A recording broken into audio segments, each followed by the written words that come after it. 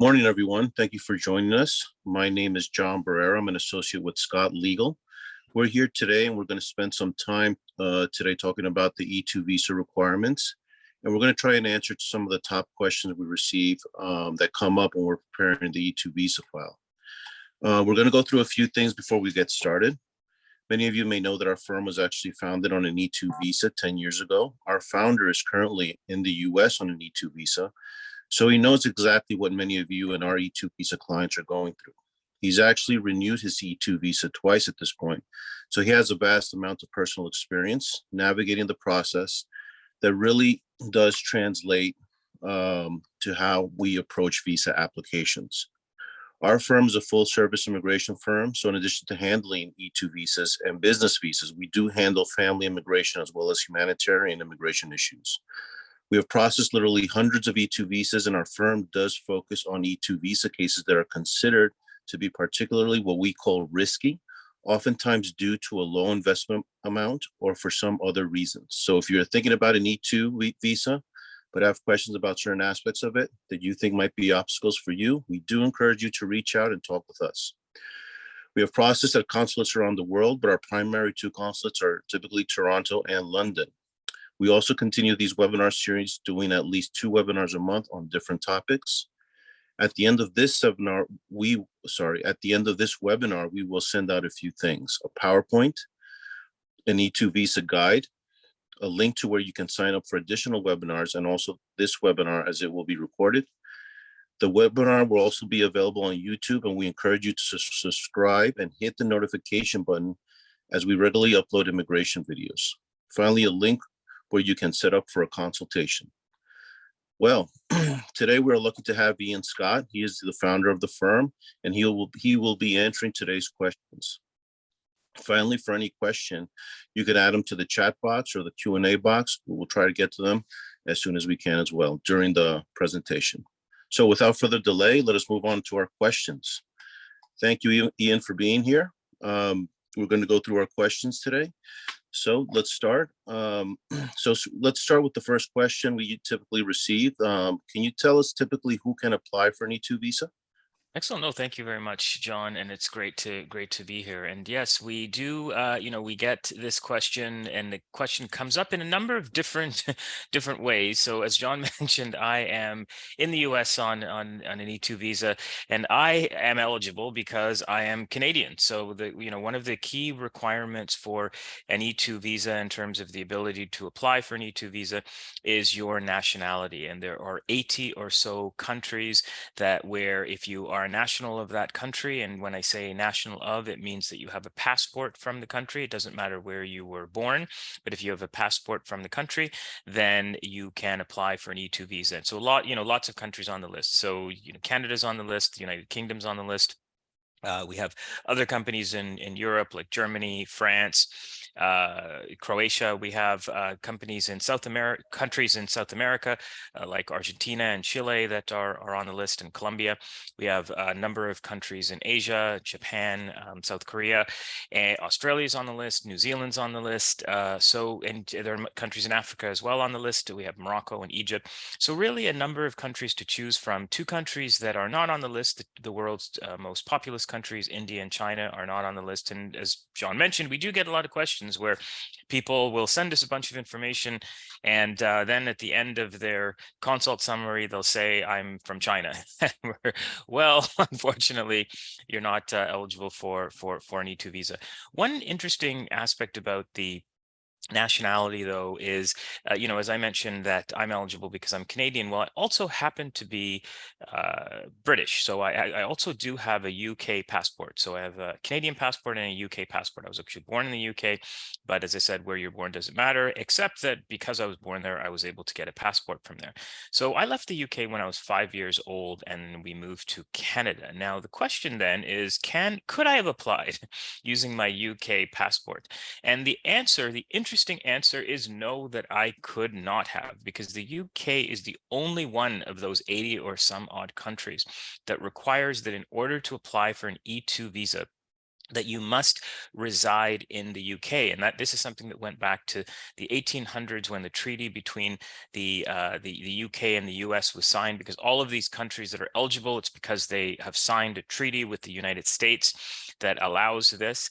But in the 1800s, when this treaty was signed with the United States and the UK had a lot of different colonies in different parts of the world, and people who had never lived in the UK still could have had UK passports. And I imagine that that was the reason that they limited it to just people who are residing in the UK. So that's an interesting question that we often get. We've had in one case this person from the Cayman Islands, and she had a UK passport, but I don't even think she'd ever been to the UK, and that person would not have been eligible. And even myself, even though I lived the first 5 years of my life in the UK, I was applying obviously as an adult, so I would not have been eligible to apply using my UK passport. So unless I moved back to the UK, established residency, and then decided to apply.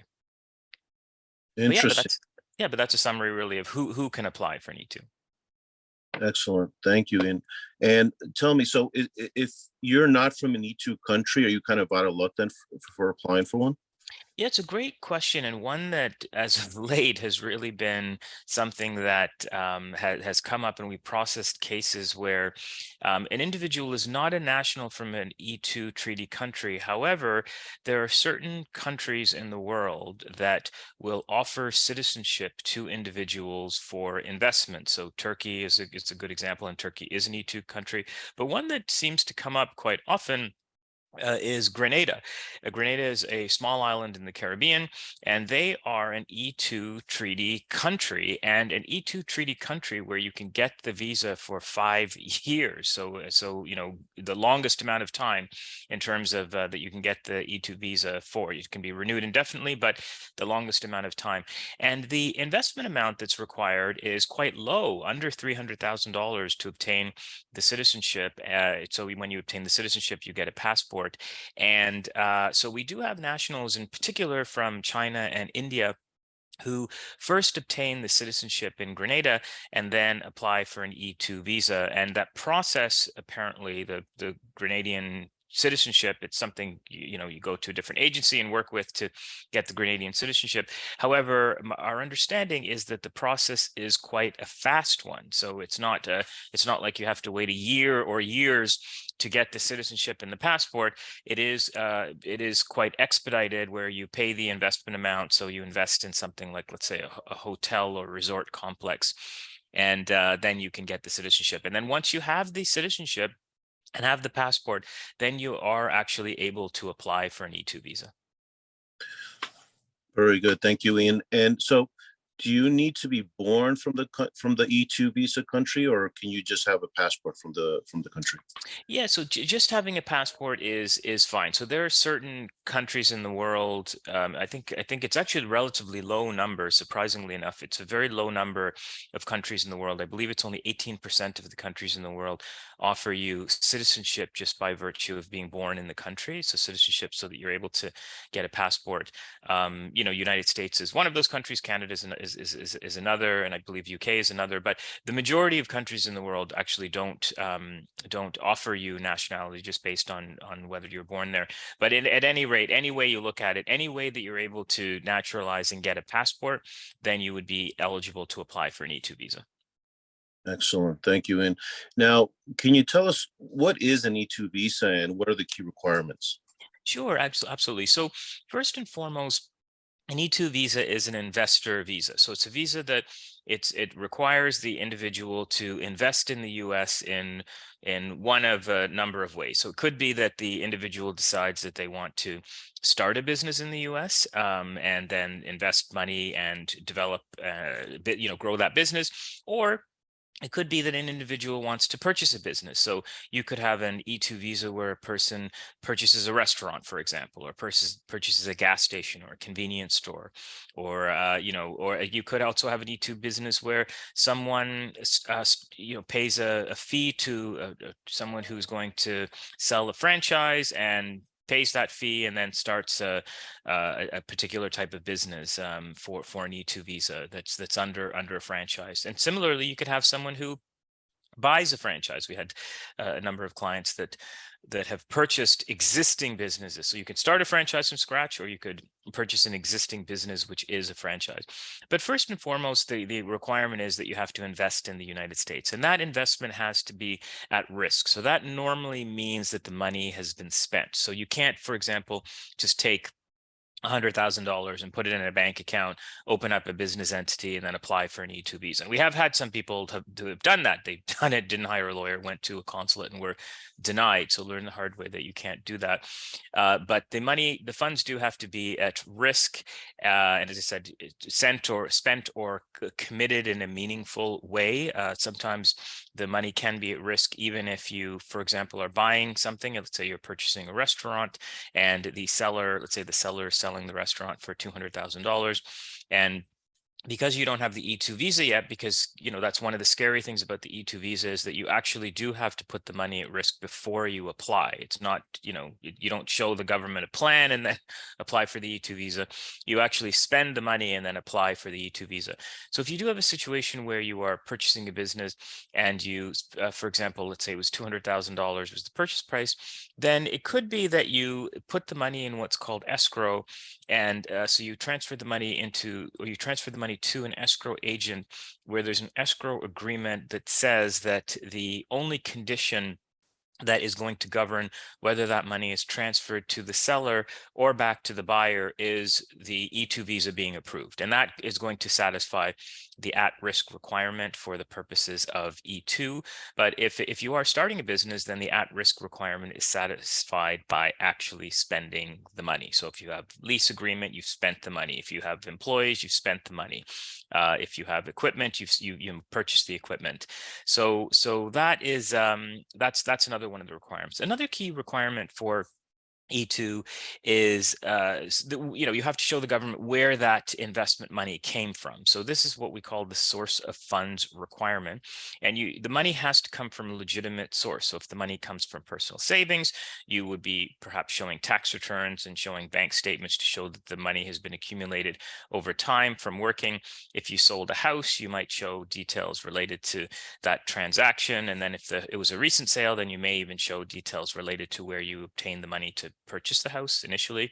If it's a loan, you'd show where you got the money from, or if it was a gift, you'd show where who was the one who gifted the money. If it was a loan or a gift, you also have to show where that money came from. So if it was a loan and it came from a bank, that's no problem. You just show it came from a bank. But if it came from an individual, then you have to show that that individual also had, obtained the money through legitimate means. So that's another requirement. The other requirement with respect to the investment is that it does have to be what's considered substantial, and the government doesn't indicate exactly what they mean by substantial in terms of how much, what constitutes enough. But to the extent that it is, a business that requires under $300,000 to set up, you would be required to spend all of that money to be eligible to apply for an E-2 visa. The other kind of big part of an E-2 visa is employees. So the reason that this visa category exists in the United States is to hire U.S. workers. So the investment is almost seen as a proxy to, if someone's doing a startup, it's seen as a proxy to show that, well, if a person is investing $100,000 or $150,000 here, then that money is going to be used as a mechanism to ultimately hire U.S. workers.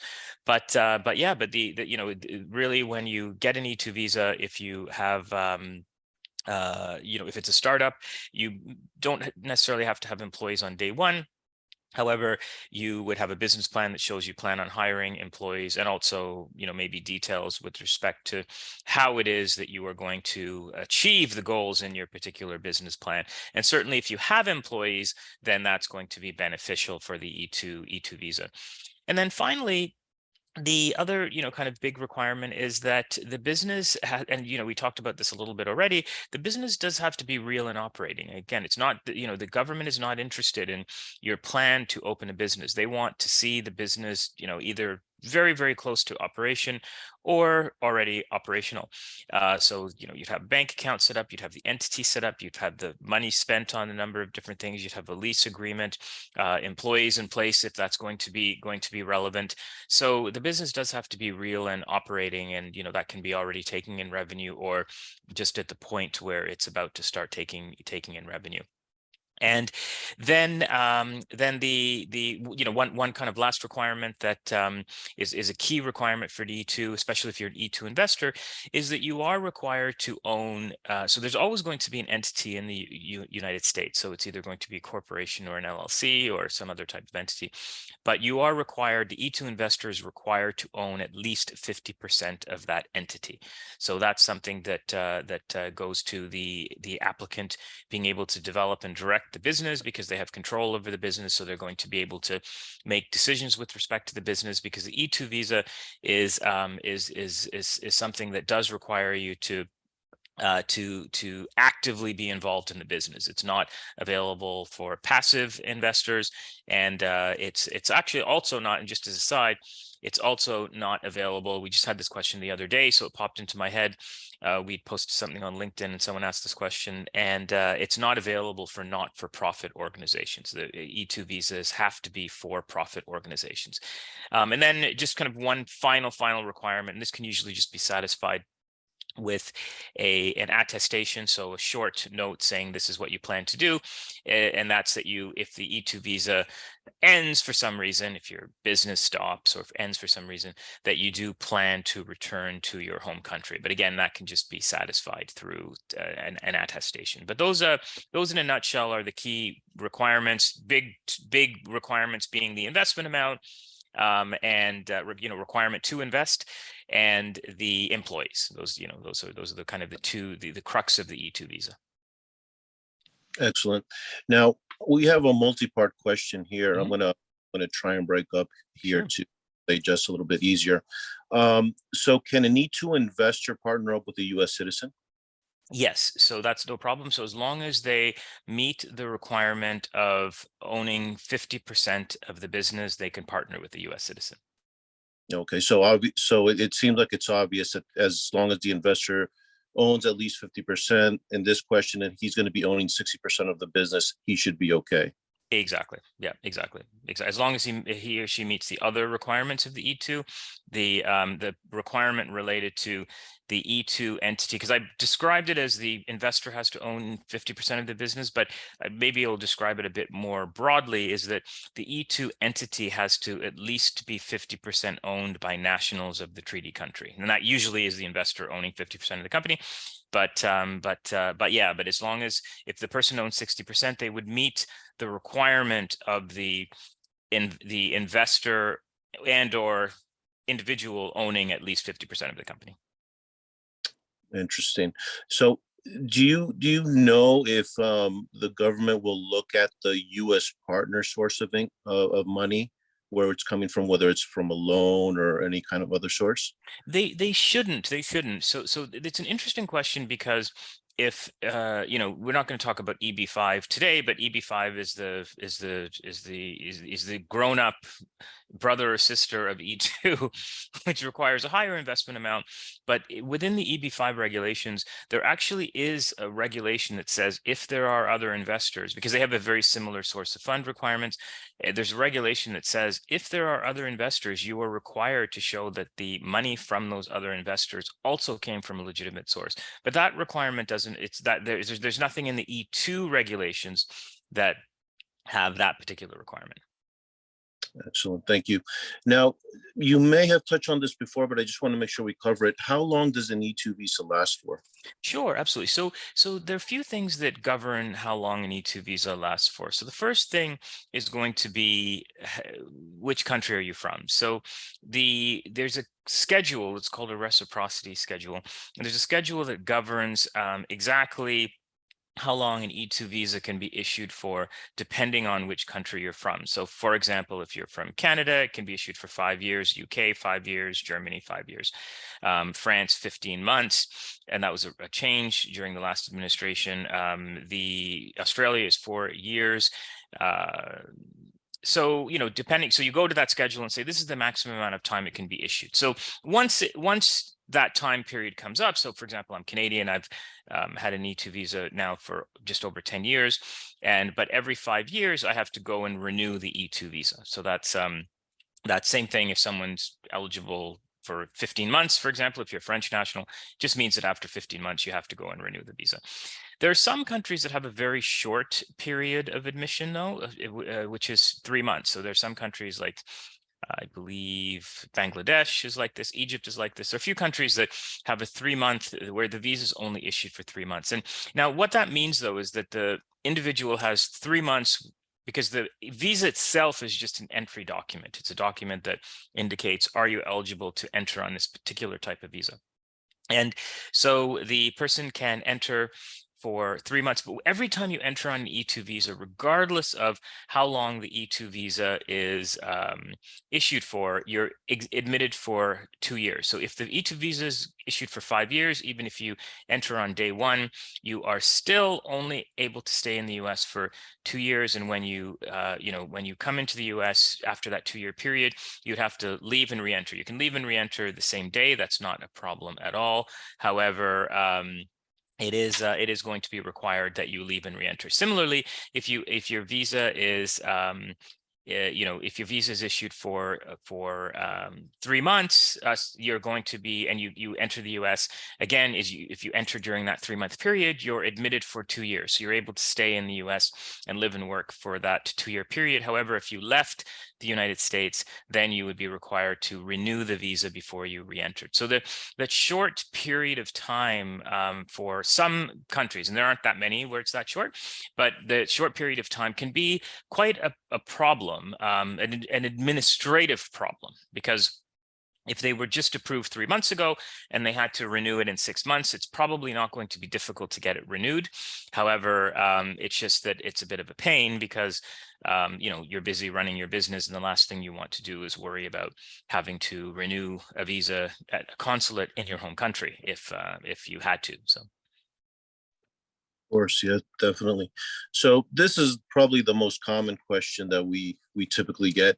What can you tell us about the investment amount? What is there a limit or a kind of like a baseline investment that needs to be made for an E2 visa application? Yeah, yeah, definitely. And you're right that this is probably the number one question that we get, and a few things with respect to this. One is that clients are often looking for a number, right? So it's, how much do I have to invest? Well, and they're often looking for a minimum number. Give me the lowest amount that I can invest. Now, a few things. So let's just go generally over the rules, but then what we tend to tell clients when it comes to this. So the government doesn't give a specific amount, but they do give some guidance with respect to what they consider sufficient. So the first bit of guidance that they give is that you're required to spend money on, you're required to spend everything that's required to get the business up and running if the business is the dollar amount is under a certain amount. They don't say exactly what that amount is, but they give a couple of examples in the regulations. But really what they're saying is that if the if for example your business, if it's less than, if your business is less than would cost less than $300,000 to get up and running, then you'd be required to spend the full amount to apply before you applied for an E2 visa. Because what they define it is that investment has to be substantial, and substantial kind of has two components. It has one component of how much would it cost to get this particular business up and running, and then the second component is just generally the government saying that, well, we're not going to approve a visa for if you spent $5,000 or $10,000. Generally speaking, they're not going to do it. So even for a service-oriented business that has very, very low startup costs, like one could argue that you could spend $5,000 or $10,000 to get a law firm up and running, the government is still going to have a kind of a minimum threshold base. And we tend to tell clients that you really don't want to spend less than $40,000 to apply for an E2 visa. And even if you do spend $40,000, that it's going to be a risky case, right? So because the government, and especially at certain consulates.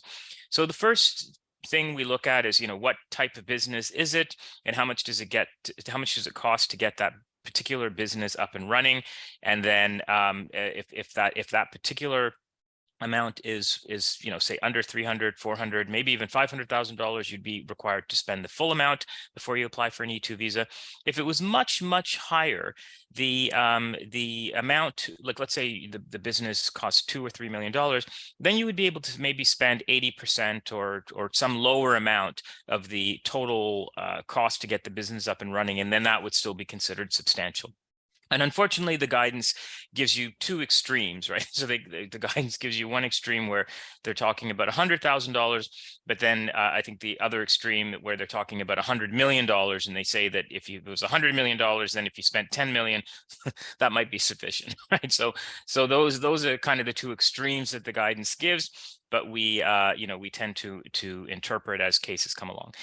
Now, the other kind of thing to think about with investment amount is that where are you applying? So depending on which consulate that you're going to apply to, that is going to dictate the acceptability of a low investment amount. There are certain consulates around the world that are not happy with low investment amounts, and those consulates, they're well known, and we wouldn't try to go even to some of those consulates with a very low investment amount.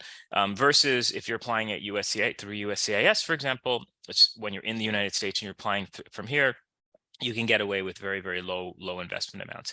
And then the final thing to think about with respect to investment amount is how strong your case is, because the investment amount is one part of the case. Now, if you have a case that is very strong, and things that make a case strong are employees or viability. So you might have contracts that show that you're able to hire U.S. workers, or letters of intent, or sometimes just the very nature of your business. We had a case once where the person was a doctor and they were starting like a practitioner's office. And with that particular office, it was very evident just based on the number of contracts that the person had that the business was going to make a lot of money and be able to hire U.S. workers.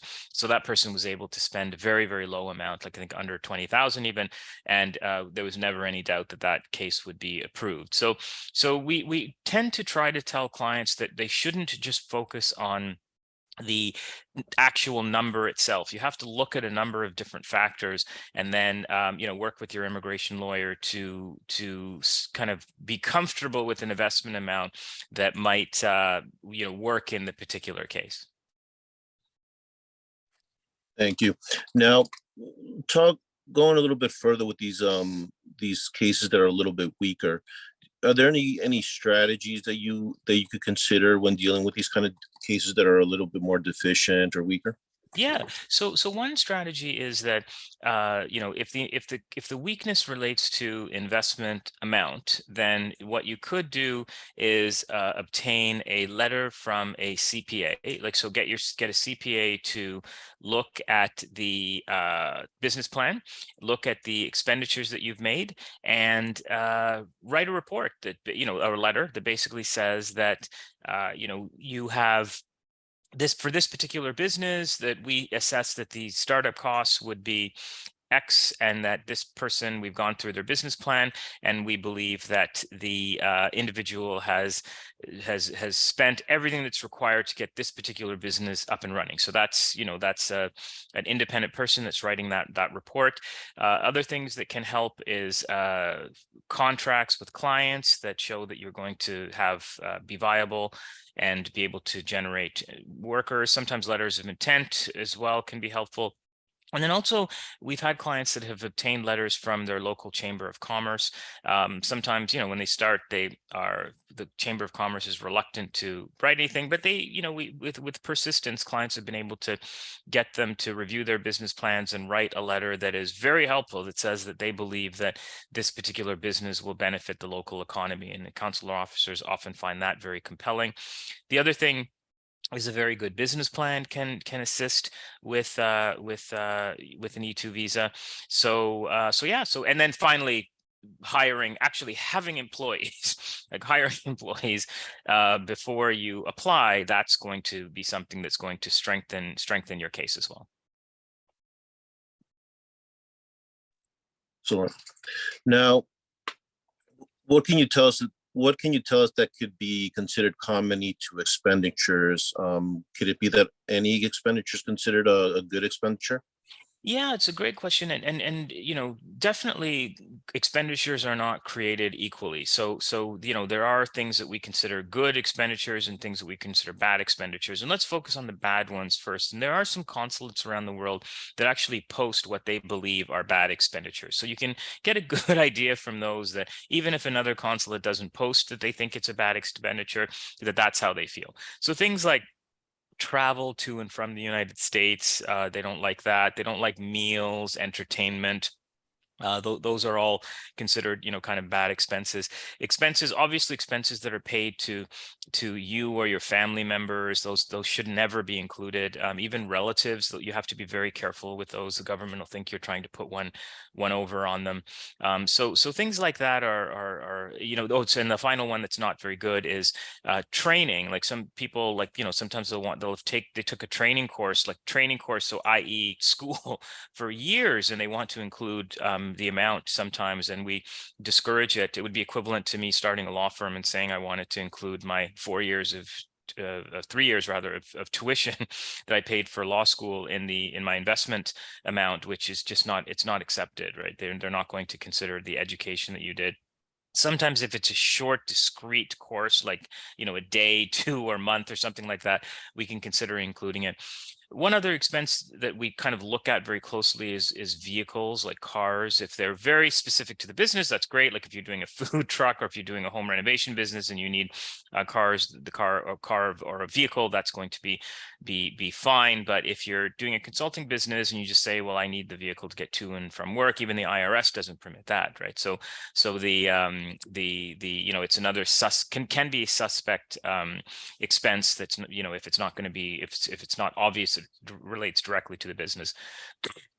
Expenditures that are really good would be websites, computer equipment, furniture, inventory, if it's relevant to your business, and money spent on employees, any type of intellectual property like trademarks, patents, etc., copyright, etc.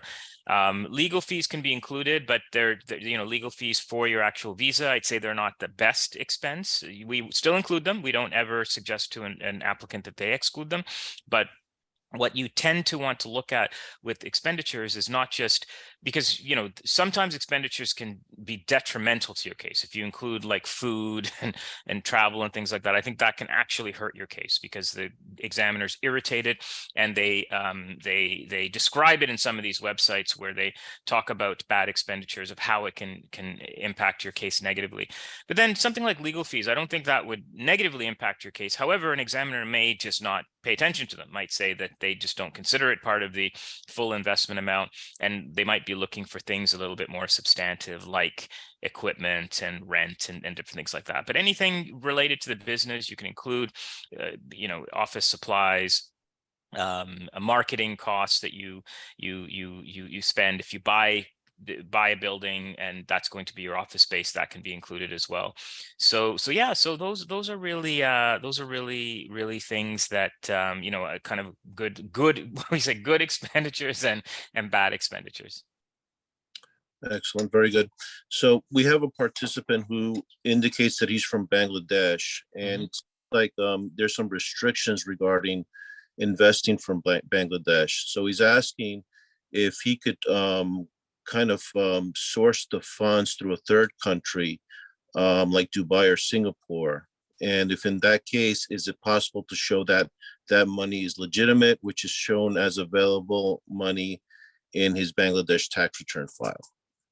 Yeah, I just the only answer I can give is I don't know. So what I can tell you, the person who's asking the question, is that the money has to come from a legitimate source. So any legal method of getting the money to the United States that you can trace is acceptable, right? So the money doesn't have to come from because if the question is, does the money have to come from your home country? The answer is no. The money can come from anywhere. It can come from the US, even if you have relatives in the US that gave you a gift or loan, it can come from the US. However, you are required to show where the money came from and source that money, and then prove that where that money came from a legitimate source. So if what you're suggesting in the example of going through other countries or whatever the example was, that would be fine if it met the requirements that I just mentioned. Excellent, thank you. Now, can you tell us if there is a difference in applying through the consulate as compared to applying through USCIS? Yeah, so in the past, in the past, before, when I say in the past, so pre-COVID, we would almost always, almost always apply for E-2s at consulates. It was very rare that we applied through USCIS, and the reason for that is that USCIS it's more expensive to apply there. The filing fees are more. It's not a visa. So what happens is that if you're in the United States and you change status, you're able to change status for up to 2 years. But if you left the United States, then that change of status, you could just rip up the paper. It's not worth anything. And then in order to re-enter, you would have to apply for a visa from scratch at the consulate. So that's why we didn't really do USCIS filings very often. However, now we find that over the last year or so, we found that we've had to do many more because consulates are backlogged. Some consulates are even still closed and not processing any E-2 visas. So sometimes applicants, if they have a B1, B2 visa, they might come to the United States. They want to start their business. They can't wait years. Even consulates that are popular consulates like Toronto have, 9 months wait or very long waits for interviews, right? So often clients can get them sooner, but from checking the website and asking for expedites and things like that, but very, very long waits nonetheless for many, many consulates around the world. So as a result of that, people have been coming to the US and we've been filing more USCIS applications. But USCIS does focus on different things. And I think generally speaking, if we're comparing a predictable consulate to USCIS, we'd always prefer a predictable consulate. USCIS focuses quite extensively on the source of funds requirement. So that, and there's no page limit with USCIS. So we can't just kind of gloss over certain aspects of the file. The USCIS filings, you have to, even for small investment amounts, we have to include everything, the invoice, the proof of payment, etc. Whereas most consulates have pretty strict page limits, so we may have to include, like documentation for investment of the major things and things like that. So definitely there is a difference, but and we often encourage people to go to a consulate when they have a visa that can be issued for a long period of time. But yeah. Excellent, thank you. Now, our participant that may be partnering up with the US citizen ask a follow-up question. Does my US partner also need to invest his 40%, or can he get a loan on the business? Meaning that can he invest 10% and the other 30% through a loan on the business? Yeah. So you can definitely like, so is it the question, can multiple people be investors, or is that? I think he's focusing on the US citizen partner, whether he's required to invest his 40%. Oh, the 40%. Yeah. So I think that not necessarily. So the US citizen partner, if this partner owns 40%, as long as the investment, the rest of the investment is not coming from that US citizen partner, I think that you can make an argument that the US citizen's 40% is sweat equity, if that's what it is. Then yeah, but there wouldn't be necessarily a requirement for the US citizen to invest anything in that instance. Okay, thank you. Now, the question we received, for a Canadian who's investing in a grocery business with owning 50% of the business, would $100,000 be enough of an investment? Yeah, so if the grocery business value, like the value of the business was $200,000, right? So let's say that you went on the internet and you said, I want to buy a grocery business, and then someone had a business that someone you didn't know, right? Not a friend, not a family member, someone you didn't know had a business that said, this business is 200,000, and for another person that I don't know, if you come and buy 50% of it, then give me 100,000, then yeah, that should be sufficient, as long as the business had employees. I think if the transaction was between related parties, then it may not be sufficient, because it would depend on what the actual value of the business was. Okay, thank you. And can you include lawyer legal fees in an investment? Yeah, so we you can, but when it's not they're not considered the best expenditures, but they can be included. Excellent. Now, what can you tell us about a consulting business? Are there any challenges and perhaps any tips when dealing with the type of business that provides consulting services? Yeah, so I think that some of those challenges and tips are going to be similar to some of the things we've talked about, like for example, investment amount, because the investment amount is not required. A high investment amount is not required. So maybe you want to get the CPA letter for this. To the extent that you are applying through USCIS, the consulting business is going to require that your business plan indicate that on day one you're going to have other consultants. So you don't have to have them when you submit the application, but there's a particular provision that USCIS sometimes likes to throw back if you say that you're going to hire the consultants or other people that are working in the service-oriented business later. So that's something you have to keep in mind. I think that the other kind of thing I think with the consulting service is the business plan, definitely has more of a focus. And then finally, again, kind of those letters of intent and contracts are things that you really want to, want to make sure that you have ready and available. When you go for an E-2 visa, you have to do an interview if you go to the consulate. And often when we're looking at these files, we're trying to put ourselves in the shoes of the particular examiner. And for a consulting type business, it is going to be important how you presented the consulate, and whether the consulate, when they are asking you questions about your business, that you're able to effectively answer them and show them that you are going to be able to provide consulting services to other people. So. Very interesting. And what do you think about investments based on real estate projects? Could they make good E2 cases? Yeah, yeah, we do get a lot of applicants that come and have, kind of real estate, and real estate can come in various different forms.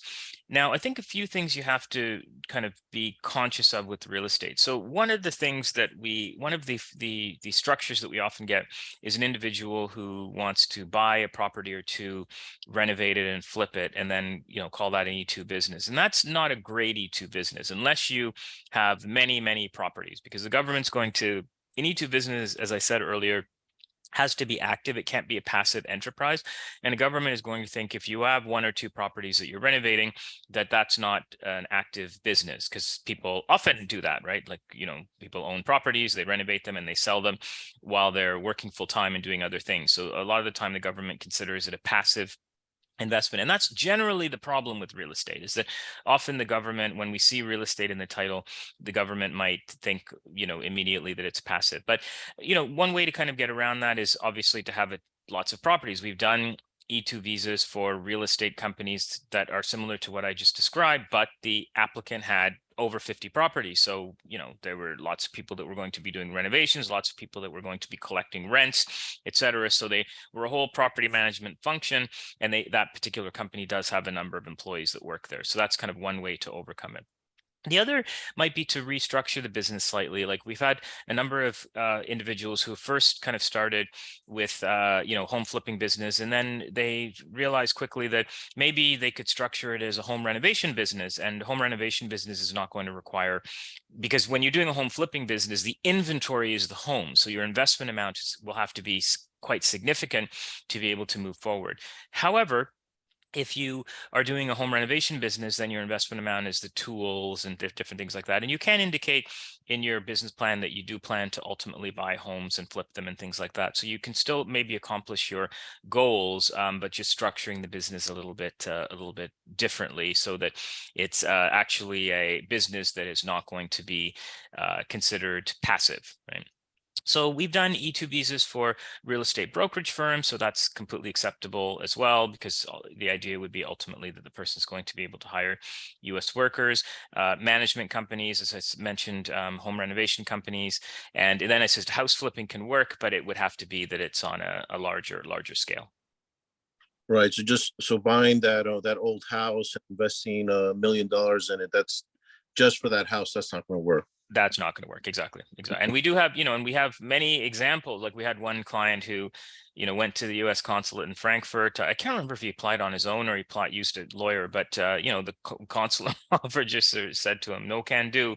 There were a few reasons that, because they bought and actually it's a good point to bring up another example of something you can't do.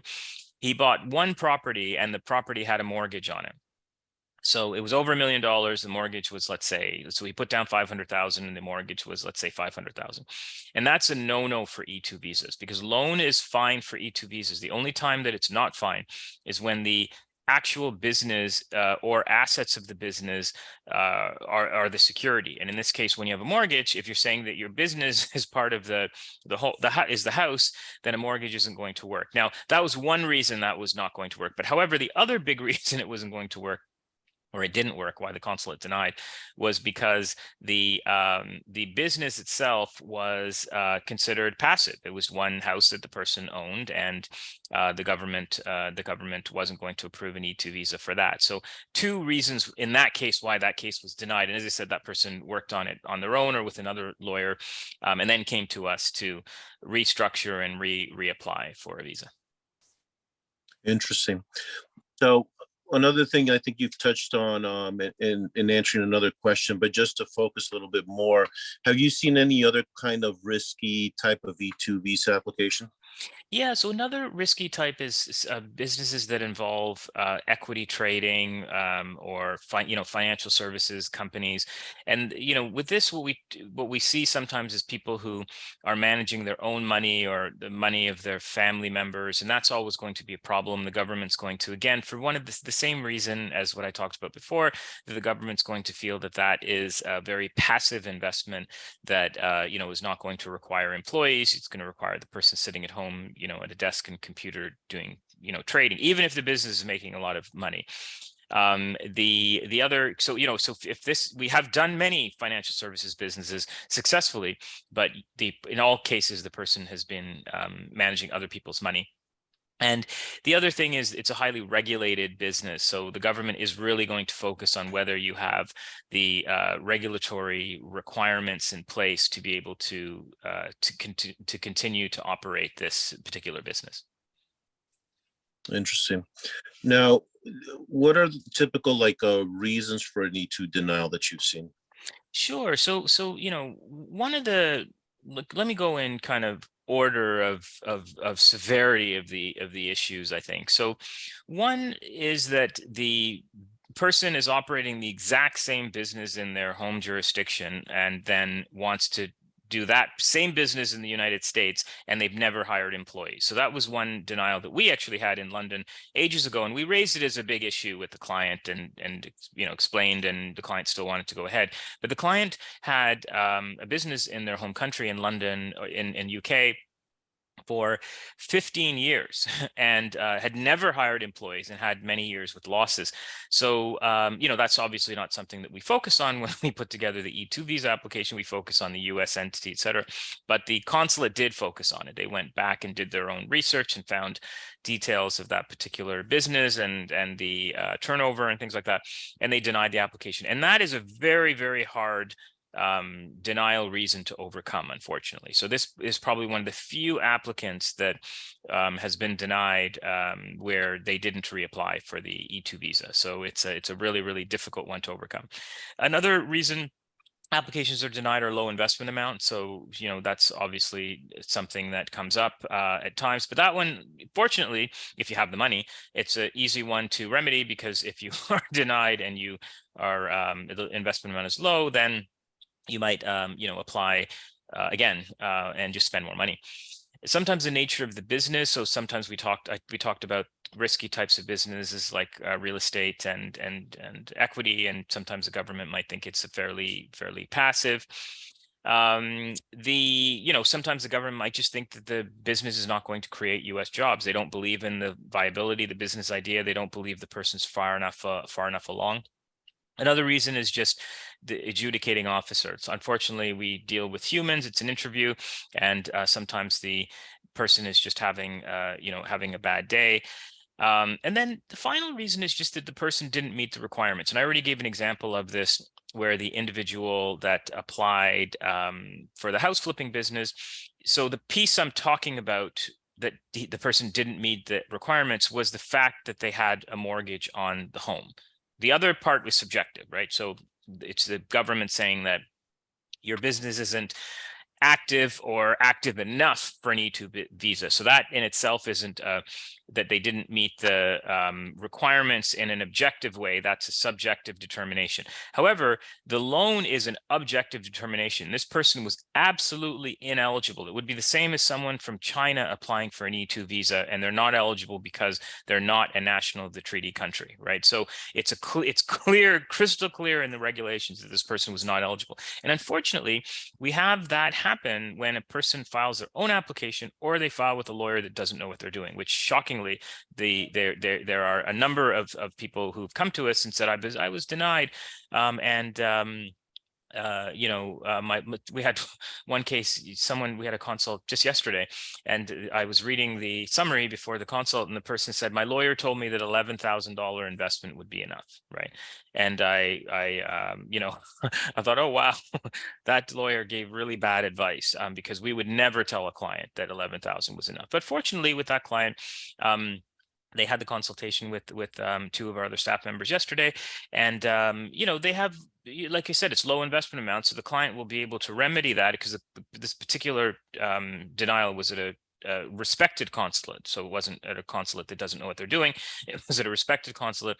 So the client will be able to spend more money and do a few things, and likely will be able to be approved after. So, but it is shocking because that client had a lawyer. Like it is shocking that because we've had hundreds of applications, and we have never, nor would we ever, send someone to a consulate with an investment of $11,000, right? We have never done it, and we would discourage someone. So, and what was interesting about this case is that the client had more money. The client had $11,000 spent, and then another $89,000 in cash, right? So it's not the situation where the client was either didn't want to spend the money or didn't have the money. The client was saying, I'm willing to spend the money if it's necessary, but the lawyer said, oh no, 11,000 is sufficient, right? And like I said, that's as we as the client saw, that wasn't actually the case at all. So Amazing. So I'm getting a few questions that I think are part of our top sure. 3, asking about specific waiting time for interviews at specific consulates, namely Toronto. Are you able to determine what the wait times are right now, or do you have any other thoughts on that? Sure. So Toronto, we filed pretty regularly. We filed weekly in Toronto.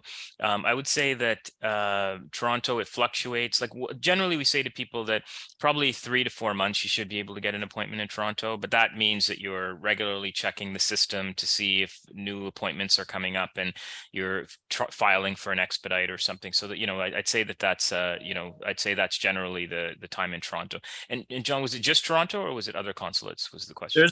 There's another consulate from a country, Dhaka, I believe is a similar question. Yeah, so no, not a clue. I don't know. Like what happens is once a client signs with us, if it's, because there are many consulates, there are consulates in most countries, we can get a better sense of what the processing time is at that particular consulate by emailing the consulate or emailing our colleagues that maybe have applied there recently. And what happens is that often a consulate that doesn't do a lot of E-2 visa applications might be faster than a consulate that say London, although London's speeding up quite a bit these days, to Toronto, that has a high volume of E-2 visa applications, and as a result of that high volume, has fallen behind. Toronto used to be a 3-week processing.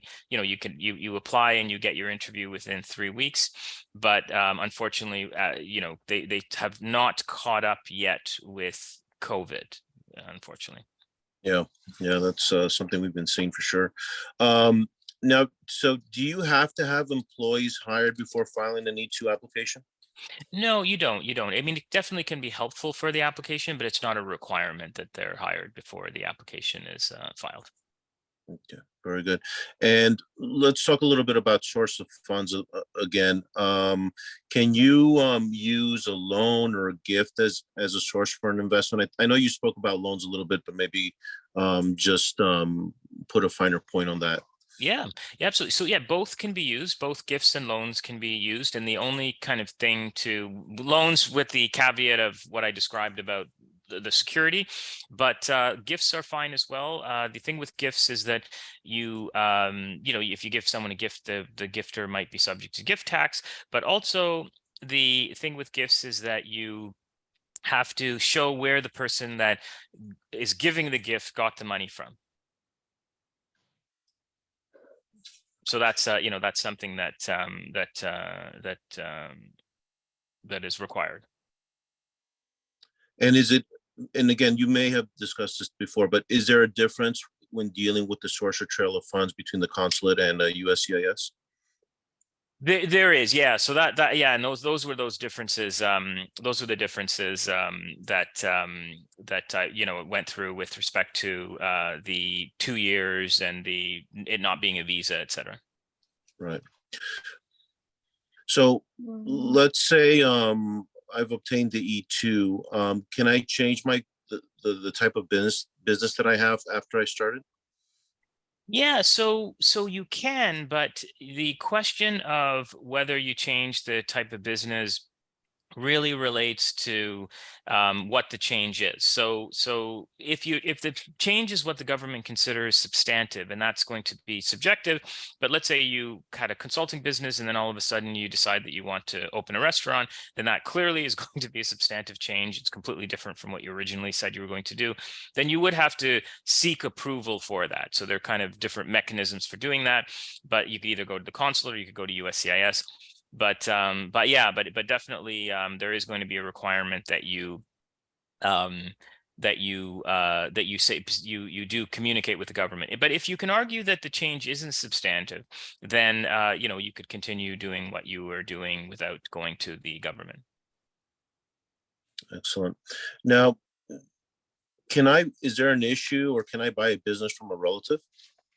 Yeah, so this is it's a great question and great kind of area where we often see issues, right? So the government is and keep in mind that it's not their first rodeo, right? When you go to the when you go to the consulate and you're applying for an E-2 visa, the officer, that's what they actually do for a living, right? So the same way I'm a lawyer and I know lawyer things, the consulates, that their job is to adjudicate applications and to kind of see when people are telling the truth and what doesn't make sense and question it and things like that. So when it would not be uncommon for a consular officer to say, how do you know the person you're buying the business from, right? And then when you say, well, it's my brother-in-law or my sister-in-law or my mother or my father or when you say that, the consular officer is going to immediately become suspect with respect to whether a transaction actually is occurring, right? So let me give you a great example. So we had a client who was buying 50% of a gas station from her brother-in-law and her mother. So her mother is the same mother, her mother and her brother-in-law's sister, brother-in-law's wife, her mother, right? So the money's coming from the mother to the person who's buying the business and then going to her sister, in essence, right? Going to her sister, right? To buy 50% of the business. Now, we raised that as a big issue when she was first applying for the visa. And, she said she still wanted to go ahead, and we went ahead and she was applying in Australia and she was approved, no problem, right? 4 years, she had the visa. They never raised it, never raised this as an issue. So then she went to renew her visa during the pandemic. So flew back to Australia, had to do the quarantine, extensive quarantine, went to her interview. And then the examiner said, this is for the renewal for the same business. The examiner said, you know something, this should never have been approved, right? This is just money transferring around family, right? I don't believe that there was any investment made here and that there was any transaction that occurred, and he denied the visa, denied the renewal, right? So that we thought that would likely happen at the beginning. beginning, at the first. But it's an excellent example to show what the issues are with related party transactions, that the government just doesn't believe that there was actually a transaction, because at the end of the day, that the mother, mother gave the money to her daughter, right? Ultimately, right? The money went from her mother to one daughter, from that daughter to the other daughter, right? And so the government didn't believe that it was a real transaction and denied the renewal. So luckily that applicant was able to regroup and ended up buying another business in the US, but they were stuck in Australia for 3 months while they tried to organize that new business that they purchased from a completely independent person. So and then this thing of same thing with expenditures being made to relatives and things like that. All of that can be a problem. And it really is because sometimes these things come out, sometimes they won't even come out at the the application processing period. They'll come out during the interview with the officer, because the officer asks a particular question, and it can be a big problem. Wow, that's very fascinating. Well, I think that's our time. Ian, I'm very grateful and thank you for joining us today and answering our questions. I'd like to thank everyone for also participating, sending in their questions, and giving us your time in the webinar. Again, we do 2 webinars at least a month on different topics, so be on the lookout for that. Be on the lookout for the material that we'll be sending out. And subscribe to our YouTube page. We have many videos on different immigration topics that'll be very useful. Most often they'll answer a lot of your questions. So we look forward to seeing you guys again. And again, thank you, Ian, and have a great day. Perfect. Thank you, everyone. Take care. Bye-bye.